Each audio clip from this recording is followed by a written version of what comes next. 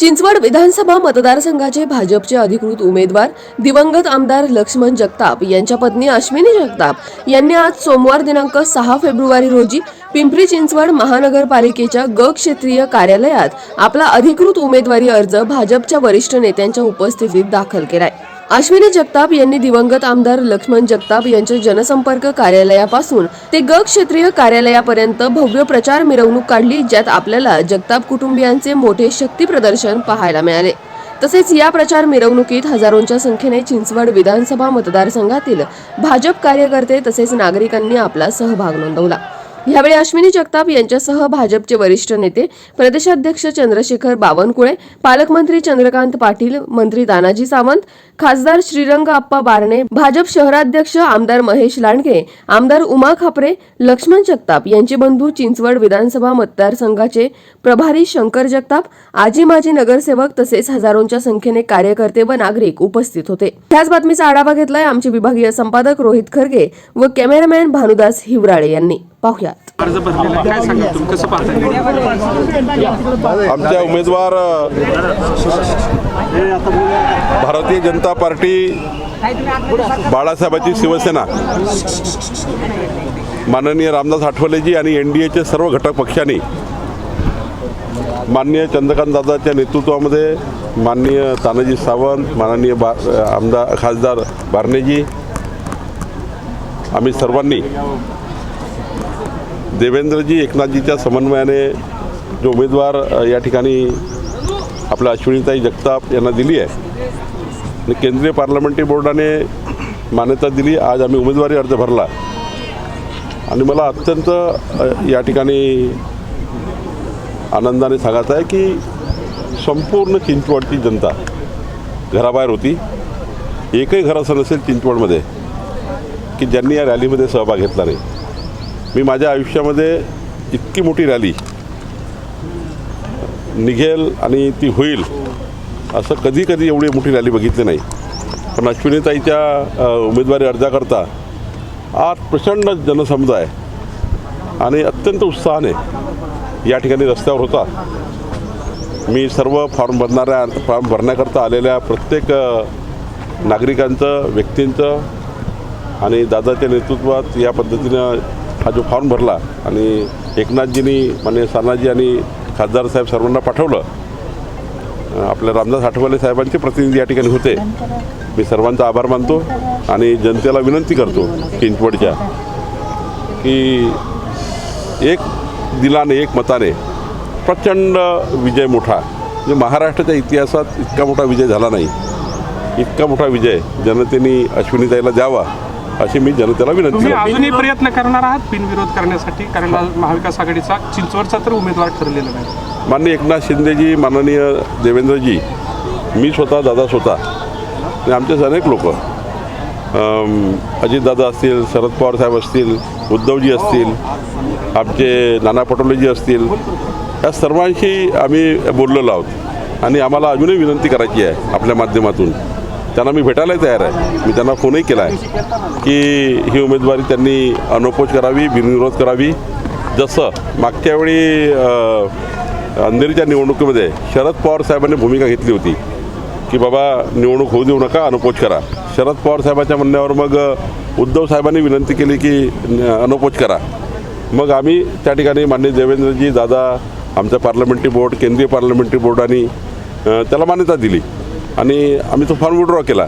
आताही माझी शरद पवार साहेबांना विनंती आहे की जसं अंधेरीच्या निवडणुकीत त्यांनी पुढाकार घेतला होता तसा पुढाकार त्यांनी घ्यावा आणि ही निवडणूक अनोपोज करावी। बेंगळूर असेल हा दाखला देत निवडणूक लढवायची असं स्पष्ट 100% ठिकाणी झालं नाही आहे, पण काही ठिकाणी झाला आहे आणि काही ठिकाणी तर भाजपने जास्त पुढाकार घेतला आहे। अंधेरीमध्ये स्वतः शरद पवार साहेबांनी पहिल्यांदा पुढाकार घेतला आणि त्यावर मग उद्धवजींनी त्याला भूमिका मांडली, मग आम्ही भूमिका मांडली। मला वाटतं की आता इथेही जर चिंचवडच्या प्रत्येक घरातनं जनसागर उसळला आहे आणि जनमताची मागणी आहे की ही निवडणूक अनोपोज व्हावी, तर चिंचवड आणि कसबा या दोनही निवडणुका अनोपोज कराव्या अशी महाविकास आघाडीला माझी विनंती आहे। विनंती करताय आणि प्रचारही सुरू केला आहे साहेब, तुम्ही विनंती करताय आणि प्रचारही सुरू केला तुमच्या उमेदवाराचा? नाही, आम्हाला फॉर्म भरायला आलो आम्ही। फॉर्म भरताना उमेदवाराचा फॉर्म भरावाच लागतो आणि उमेदवार जेव्हा फॉर्म भरतो तेव्हा जनसागराला आपण थांबवू शकत नाही. फॉर्म तर भरावाच लागेल ना. उद्या शेवटची डेट आहे. आमदार सुनील शेळके म्हटलं 2 महिन्याची तुम्ही प्रचारात सुरुवात केली होती. असणार आहेत आपले. नाही, स्टार प्रचारक ही जनताच आहे. चिंचवडमध्ये आणि कसब्याची जनता स्टार प्रचारक आहे. एक टाइमचा शंकर जगतापांचा अर्ज आहे. एक डमी अर्ज भरावा लागतो. तो डमी अर्ज आहे. अश्विनी आपल्या जगतापताईचे आमच्या उमेदवार आहे. इथे बदलणार नाही. नागरिक आलेले आहेत ते सगळे साहेबांच्या प्रेमापोटी आलेले आहेत. साहेबांनी जो इथे विकास केलेला आहे त्या विकासाच्या ह्याच्यावरती पार्श्वभूमीवरती सगळी लोकं इथे आलेली आहेत. जे साहेबांवरती इतकी गेली 30 वर्ष झाली जे प्रेम करत आहेत आणि जे BJPला महायुतीला जे मानत आहेत आणि त्यांचं जे कार्य आहे माननीय मोदींनी जे कार्य त्यांना पटत आहे अशी सगळी लोकं जी आहेत ती घरातून बाहेर पडलेली आहे. कुणालाही इथं बोलवण्यात आलेलं नाही आहे पण ते त्यांच्या मनाने सगळेजण बाहेर पडलेले आहेत. इथे इतक्या दुपारच्या उन्हातही सगळेजण पाठीमागं न थांबता एवढे 6 किलोमीटर सगळेजण चालत आलेले आहेत माझ्या पाठीमागे.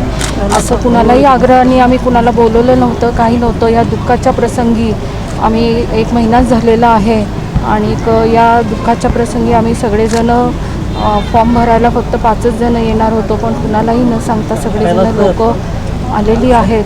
तर त्या सगळ्या नागरिकांचे आम्ही आभार मानत आहे. शंकर शेठ आहेत, परत बावन्न कुळे साहेब आलेले आहेत, नंतर चंद्रकांत दादा आलेले आहेत, नंतर असे हे सगळेजण माझ्याबरोबर फॉर्म भरायला आलेले आहेत.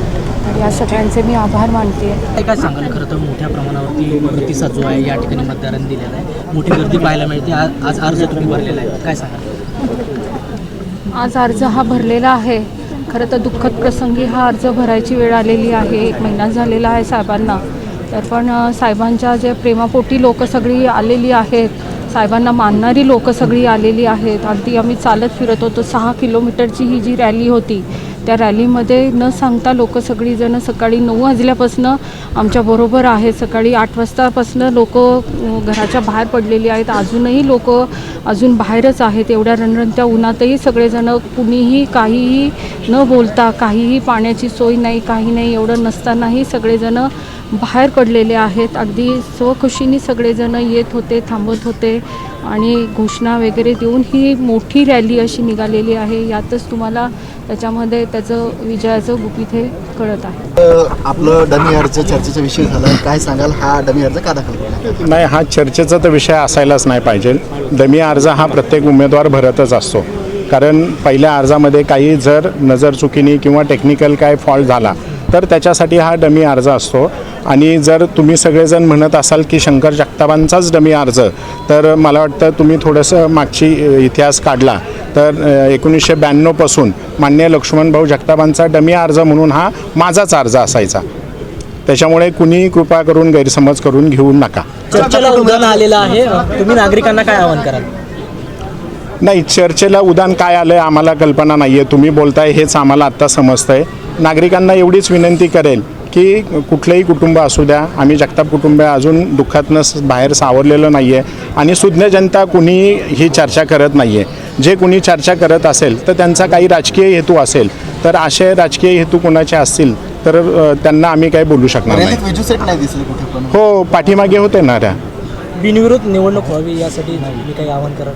हो, मी आत्ताच आमचे राज्याचे अध्यक्ष बावनकुळे साहेबांनी आव्हान केलेलं आहे. कालच माननीय राजसाहेब ठाकरे यांनी सर्व पक्षांना आव्हान केलेलं आहे.